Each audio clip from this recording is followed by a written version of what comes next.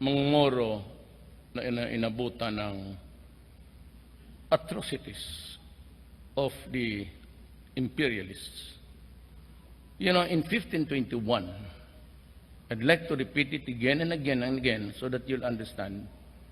1521, Magellan landed in Leyte. And the idiot claimed that he discovered the Philippines. Our history books, look at our history books noon sa amin. Who discovered the Philippines?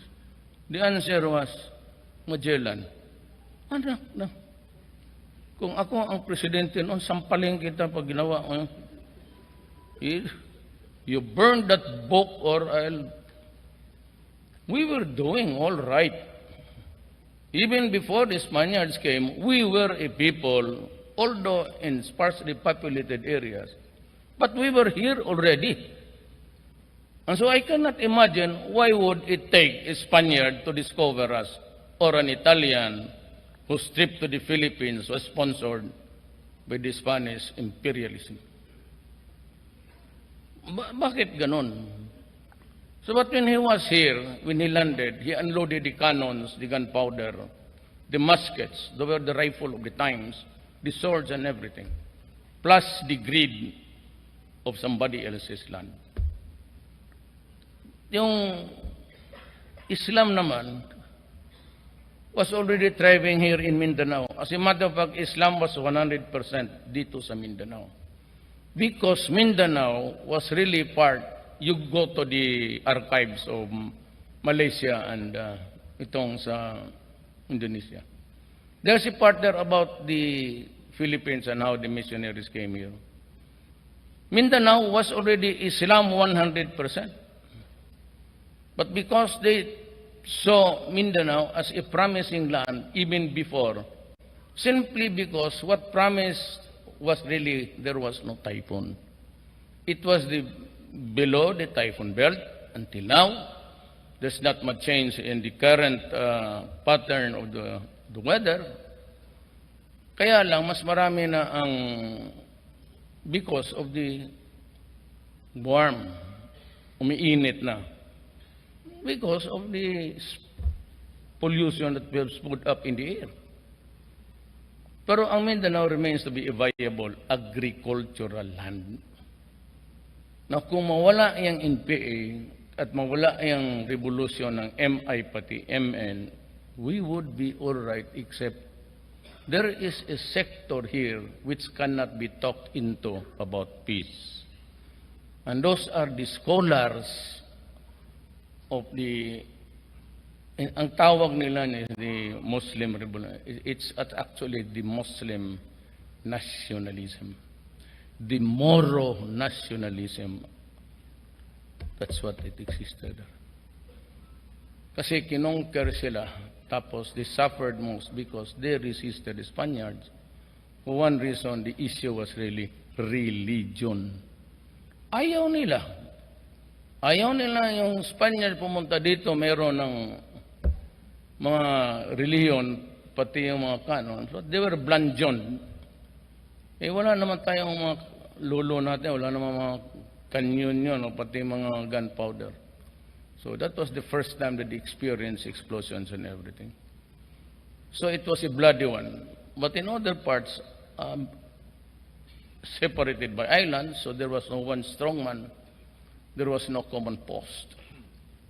They were conquered easily. But ang Mindanao, may poste.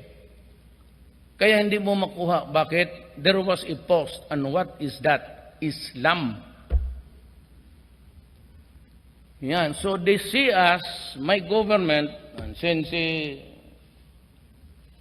Alonto nandito naman sa atin, they see us as a continuing presence of the Spaniards, the Americans, and tayo yung extension. We wage war against them because we are being used by the Americans. In other words, there can never be forgiveness.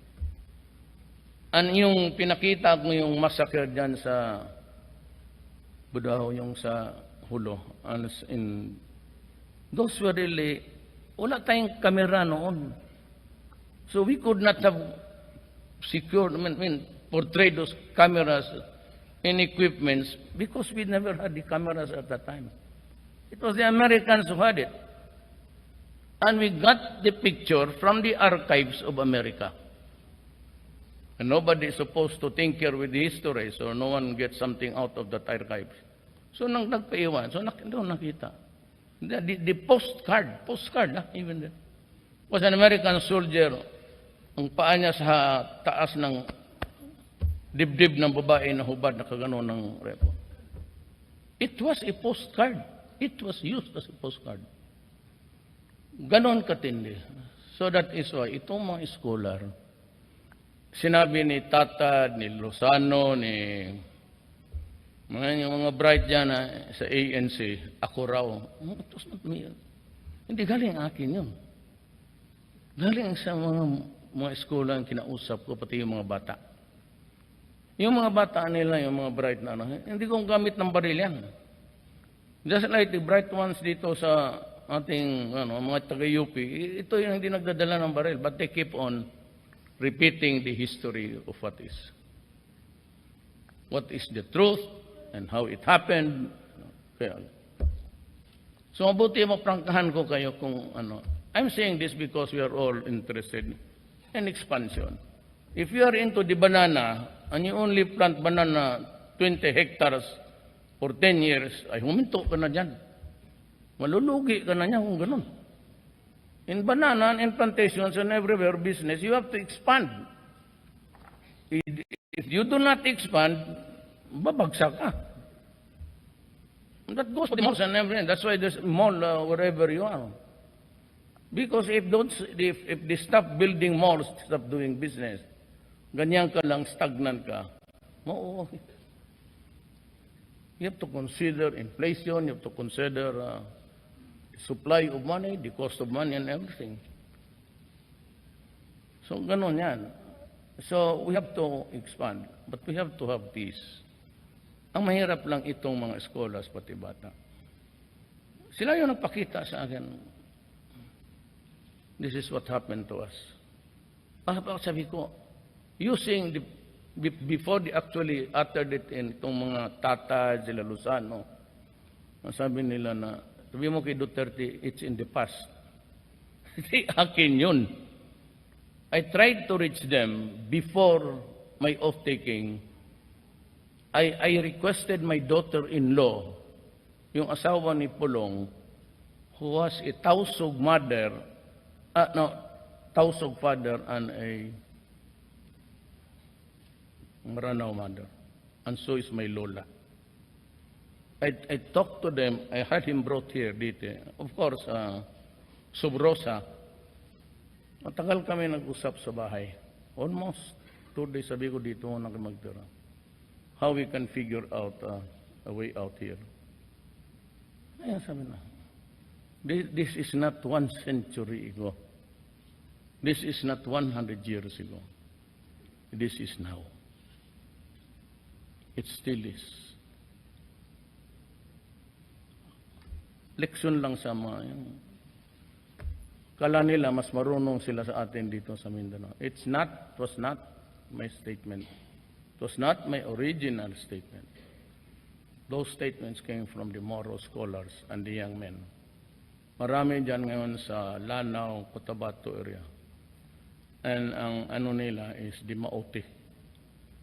But overall, tingnan ninyo, it's actually in the Middle East, they have stopped to call them Dax or ISIS. They're simply militants. Dito sa Pilipinas, they sprout out everywhere, and they are the militants of the Moro nationalism. Yun. Kaya kanila ito noon. Is their land. Ang mga Kristiyanos dumating, walang original na Kristiyano na taga Mindanao. That's for one thing I'm very sure of. If you are a Christian, my father was a Christian. He came here, married a Mindanao woman. Ang nagpunta, we are the descendants of the Christian early settlers who came here. Na hindi pa mas init noon, kasi bakit mag-init sila? Alaman nila magkapatid tayo. We all look the same. You could be Tausugder, you could be Maranao. Alam mo, hindi masyado mainit. But when the time came when there was an awakening and they were losing the lands on the Christians, yun, pumutok na. And the earliest was, of course, Kamlon. Then you have the 73 campaign, the black shirts. Sila panahon ni toothpick din now. So it's either we succeed in the talks or we don't move at all. Dito sa limitado ang atin. There can never be full use of the land until we will have the peace that we all desire. So that is how it is, ang Mindanao. We can only talk, and if we are able to convince the communists, they would require huge amount of resources. They will not go into a surrendering mode by just simply dropping the guns. They would ask for concessions. Concessions would be land, which is very good. I agree with them. I can open up the whole entire Republic of the Philippines, all public lands, ibigay ko. Total, hindi mo nagagamit, especially for food. I'd be happy with that. At itong pera, well, another billions of pesos. So with the MNMI, they would relish a return of a fraction of what they own. So, it's territorial, pas ang naging a huge expenditure to develop. Kasi they have lost that initiative for all of these years they've been fighting. Yung ano nila sa lupa. I hope they would listen to us, and itong mga scholars lang pati itong mga hardliners. Ito talagang, and yung sabi ko that there should be a time when the Americans leave the Mindanao. So please kindly review your tapes, lalo itong mga ano ng Amerikano. Never said leave the Philippines. Kasi sabi nila, we are not willing to negotiate with you. We will talk with you, but never negotiate unless we see the American special forces in the military camps all around Mindanao. And it is true that they are here. There are about 17 special forces all around Mindanao. Yan ang so, having said that,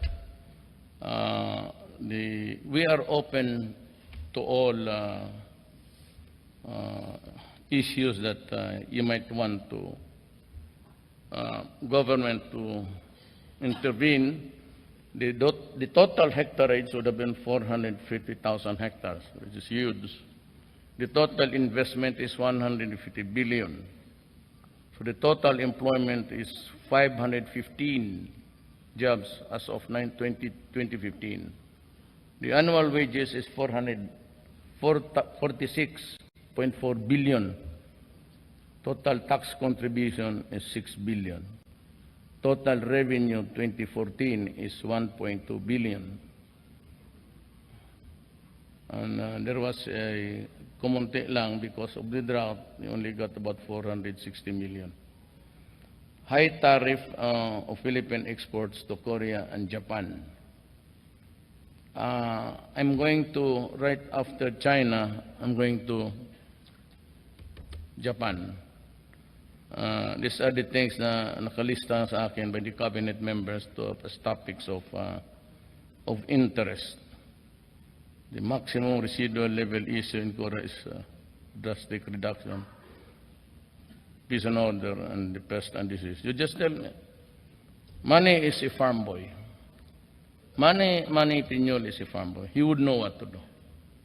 We only need really to conserve resources. But if there is no graft and corruption anymore, matutulungan ko kayong lahat. Now, the SW survey gave me something like 0.74. I don't need that. Actually, ganun ako. If you know me,